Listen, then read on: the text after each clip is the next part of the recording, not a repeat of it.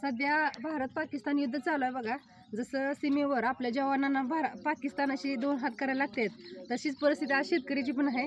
कारण रात्री इतका तुफान अवकाळी पाऊस झाला, बऱ्याच शेतकऱ्यांचं इकडचं नुकसान झालं.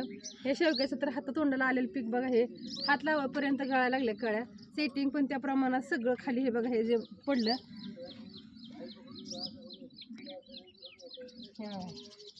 अशा नवीन प्रत्येक शेंगा खाली गळून पडल्या.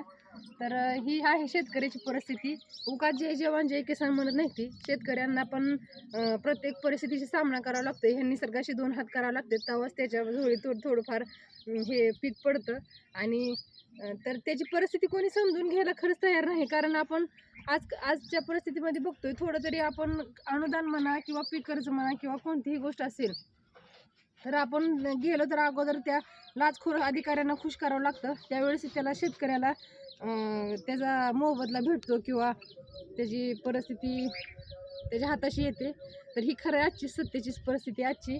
तर भरपूर पावसामुळे रात्रीचं एवढं आमचंच नाही तर प्रत्येक शेतकऱ्याचं एवढं खूप नुकसान झालं ह्या अवकाळी पावसामुळे. पण पाऊस पण खूप, निसर्ग पण खूप शेतकऱ्याची मनस्थिती बघतोय बघा. ज्यावेळेस त्याला आम्हाला गरज असते पावसाची त्यावेळेस तर तो येत नाही, पण ज्यावेळेस गरज नसते त्यावेळेस डोळ्यातनं पाणी काढल्याशिवाय राहत नाही.